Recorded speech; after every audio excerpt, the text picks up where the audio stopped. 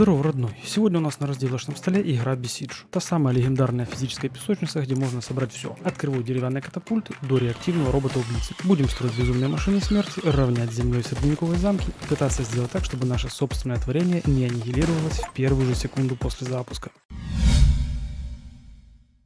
Полистал я Steam в поисках чего-то интересного и совершенно случайно наткнулся на нее. Посмотрел отзывы. Так. Опа, это то, что нам надо. Всегда мечтал построить летающий елдолет. Вызов принят. И да, кстати, это мой первый игровой обзор на канале, так что поддержи инженера лайком, подписочкой и досмотри до конца, пожалуйста. В детстве все мы были гениями, собирая космолеты из Лего. Но когда ты запускаешь Besiege, и внутренний Леонардо да Винчи совершает харакири. Игра должна была раскрыть наш потенциал, но вместо этого побудила лишь одно желание – прикрутить побольше огнеметов к летающему кубу. Если отвлечься от летающих ездаков и взглянуть на игру технически, то Besiege – это чертовски крутой физический движок, запертый в коробке. Но дьявол кроется в деталях, а точнее в физике. Здесь ломается абсолютно все. Ты возводишь идеальную катапульту, нажимаешь старт, а она аннигилирует саму себя, даже не сделав выстрела. И это не баг, это ты установил неправильную деталь.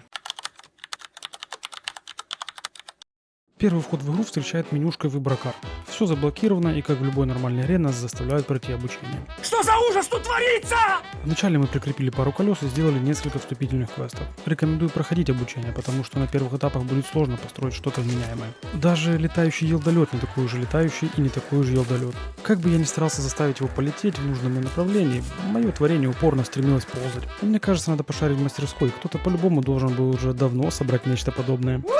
Это оно. Тоже у меня нет, чтобы найти какой-нибудь космический корабль или нечто похожее. Я дальше крутил детальки в руках и захотелось собрать некое подобие бронетранспортера. У меня даже получился монстр, обвешанный пушками и броней. Сейчас я покажу этим лучникам на стене, подумал я. Но проехав через первый рубеж обороны, понял, что ставить огнеметы на деревянную конструкцию внутри – это полная дурка. Мой БТР за секунду превратился в передвижной мангал. Так, это что такое, а? Хотя погоди, в следующем задании пришлось навесить кучу холодного оружия и раскидать толпу ботов. Для шинковки живой силы противника вполне сносная вещь. Но что-то мне подсказывает, что физику в школе я прогуливал зря. И когда мои личные инженерные полигоны окончательно зашли в тупик, я вспомнил про великое спасение.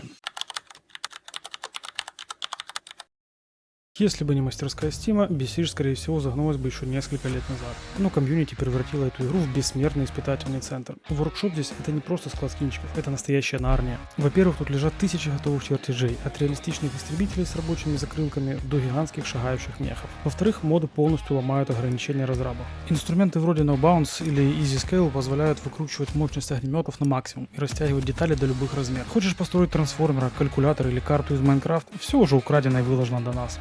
На твоих глазах обычный средневековый конструктор превращается в чертов софт для инженеров НАСА, где люди из деревянных блоков собирают черного альфу из Тихоокеанского рубежа или даже детализированную, мать ее, 30-метровую Годзиллу. В этот момент ты смотришь на свой деревянный недо-БТР, потом на это, снова на БТР, а потом снова на Годзиллу и понимаешь, эволюция человечества пошла явно куда-то не туда, если гении такого уровня сидят в мастерской Стима.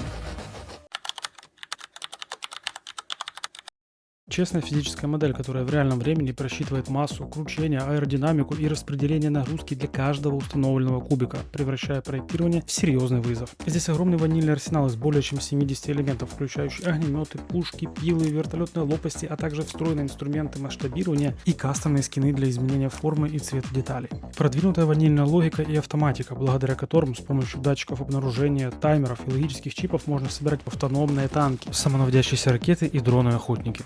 Абсолютная свобода креатива, позволяющая выйти далеко за рамки средневековых катапульт и строить современные многоступенчатые ракеты, кастомные сверхзвуковые истребители или огромных шагающих роботов. Зрелищная система тотального разрушения, где каждый замок, оборонительный рубеж или вражеский отряд реалистично и сочно разлетаются на отдельные кирпичи, щепки и фарш при столкновении с твоей машиной. Официальная интеграция со Steam Workshop и мощный редактор, дающий мгновенный доступ к сотням кастомных модов, готовых чертежей мехов и уникальных карт, а также позволяющий создавать свои собственные миссии. Симулятор титанической усидчивости Дзена, который через метод проб, ошибок и калибровки отдельных узлов дарит невероятный инженерный оргазм, когда сложнейшая махина наконец-то начинает работать идеально.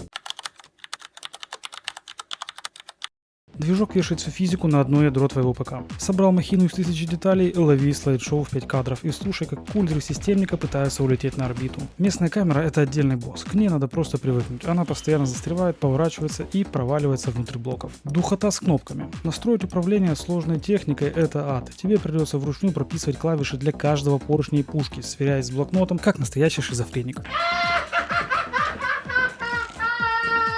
Спонтанный суицид построек. Из-за гипертрофированной физики твоя идеальная катапульта может просто аннигилировать саму себя на старте. Микроскопический просчет в массе и 3 часа работы разлетаются на щепки. Доильня на DLC. Разрабы умудрились распилить базовые механики на платные дополнения. Хочешь новые зоны, блоки или банальную гидродинамику, чтобы строить корабли? Расчехляй кошелек и плати сверху. Ну ты, блядь, тяжело.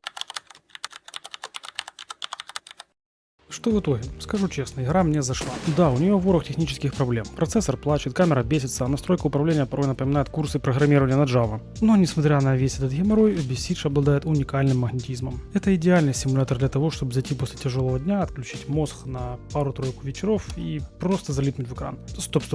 Выключить мозг — это не про эту игру. Здесь его придется включать на полную. Но посидеть подтупить над кривым узлом, методом тыка заставить эту деревянную дичь лететь, а потом сочно разнести какую-нибудь стену — это чистый кайф. После нескольких вечеров, проведенных здесь, мне начало казаться, что я Пиздец, какой тупой! но свою дозу инженерного угара я получил сполна, тем более за такую цену. Так что если ты готов простить игре ее капризы, строго рекомендую к ознакомлению. А на сегодня у меня все. Поддержи видео лайком и подпиской, а также напиши свое самое легендарное творение в этой игре. Самый забавный комментарий попадет в начало следующего обзора. Строй с умом и взрывай с кайфом. Пока.